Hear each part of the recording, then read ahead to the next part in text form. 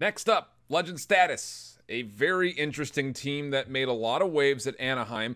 And then honestly, I didn't think they were even going to come close to finishing top 16 at Miami because they lost in winners round 2. They made an incredible losers run comeback though to get themselves qualified as a top 16 for champs. Here's more on them coming up.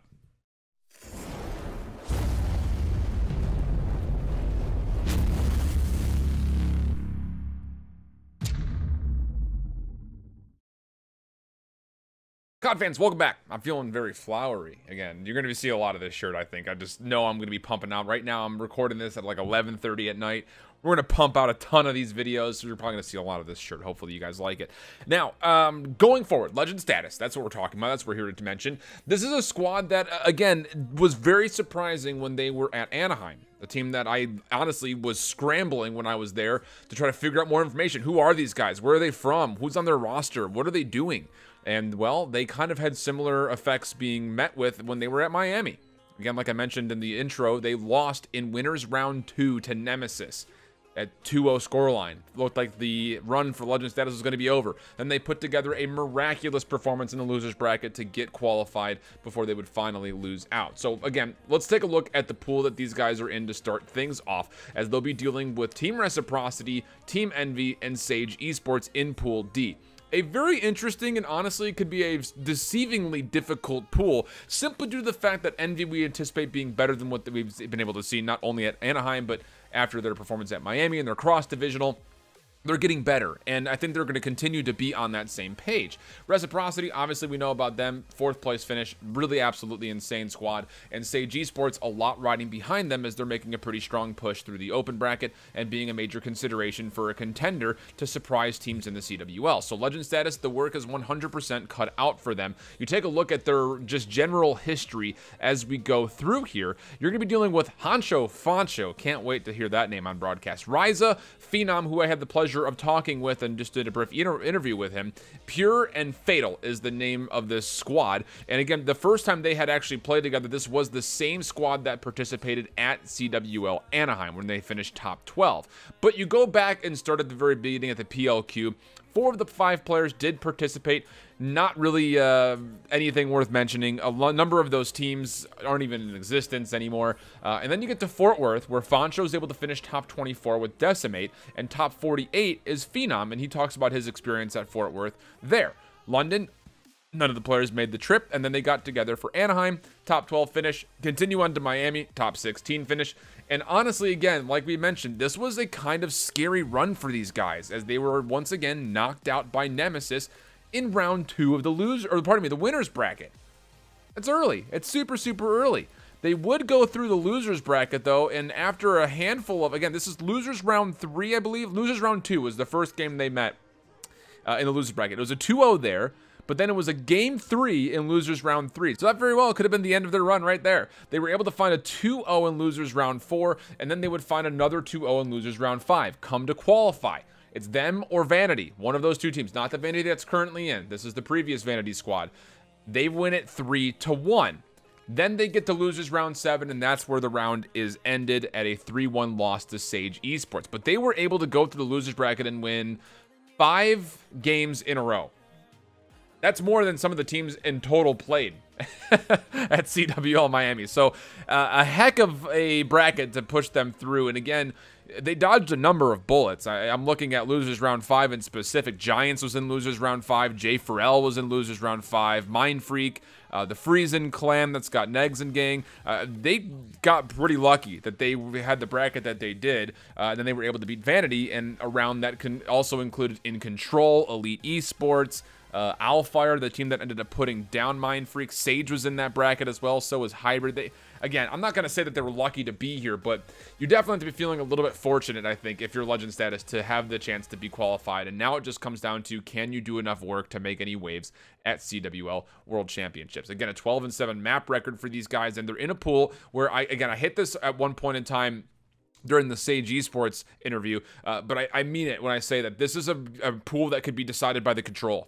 Period. Because none of the teams that are out here have notable control records, especially when you look at the CWL teams in specific. So Is that going to potentially be a part of success for Legend Status? Are they going to be able to get some information while other games are going on when they're on stage about what the other teams are not so great at? Because you need to be just power hungry for information, I think, on this Sage squad. Fortunately, you played up against them once before, so you should have some inside knowledge. It just comes down to how much scouting can you get into Reciprocity and Envy when the event is going on. Now, again, like I mentioned, I had a chance to sit down with one of the players from Legend Status, Phenom. It was courteous enough to give me a handful of minutes of his time to let us know more about this Legend Status squad and what we're going to be able to expect from these guys in Pool D. Joining me is Phenom from Legend Status, and again, this is a team that a lot of people have had their eyes on since their waves they were able to make at Anaheim. Sir, you have my attention. I gotta know, how good is the team feeling after you finish top 12 at Anaheim? You come back and you obviously are able to qualify for World Champs. We saw that hype little intro video of you popping off. I gotta get your initial reactions to that feeling when you qualified. Honestly, like, I remember, like, just going to the series, we're like, we'll just take a respawn because our S&D was top notch at that event, and we're like, we'll just take a respawn. So after we got bodied first map, we got clubbed. And I remember on Friday I played average, and Saturday I was like, guys, I'm gonna go off this series. I don't care what I have to do. I'm gonna get to champs. And first map, I remember I was doing well, and I checked the scoreboard, and I was like, whoa, like I don't know what happened. S&D was 6-0 them, got momentum back. The control, we won 3-2, and to be honest with you, I think we should have 3-0'd them. We choked a 6-4 lead, like uh kill wise, and they just capped the point at last point with like 1 tick left, and we're like, damn it. And then going to the next hard point, I was on a 13 kill streak, got full streaks like twice, and I was like, I didn't even know the score until like we broke the shower cell from streaking.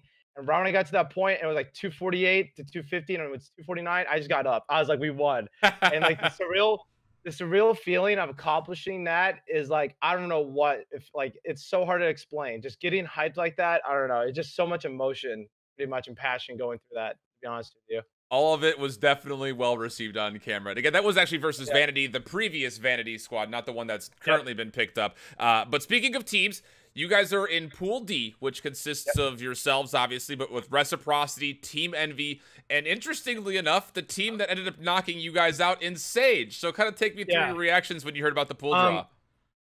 So we looked at the pools, like after Miami, like how the seed works, like what we couldn't be in Optics and 100 Thieves pool, and we're like, well, these are the teams we're gonna get into. And we're like, let's try to get in this pool, and this is the pool exactly what we wanted to. To be honest with you, I don't know why.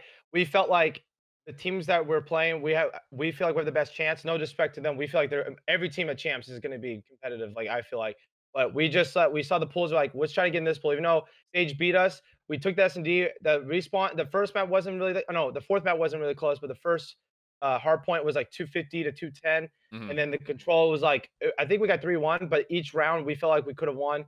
But to be honest with you, I thought we got the pool we really wanted to.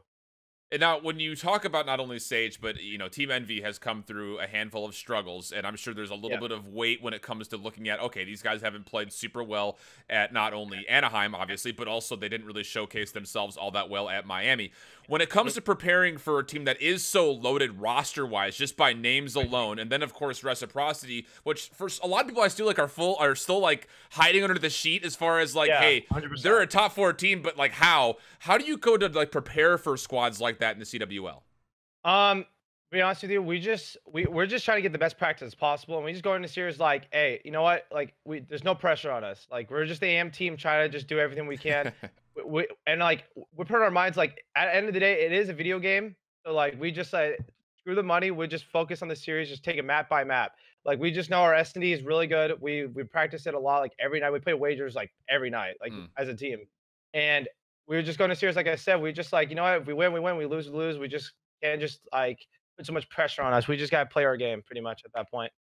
And speaking of playing your game and getting some familiarity with the team, again, a lot of people, including myself at Anaheim, when you guys made that top 12 run, we were like, who the heck is Legend Status? I mean, the 5 of you guys have been kind of floating around the OLTs, you know, UMG, CMG, that kind of thing. But speak to a little bit as far as you 5 in specific, how long you guys been playing together and where you started to kind of catch that stride in this title.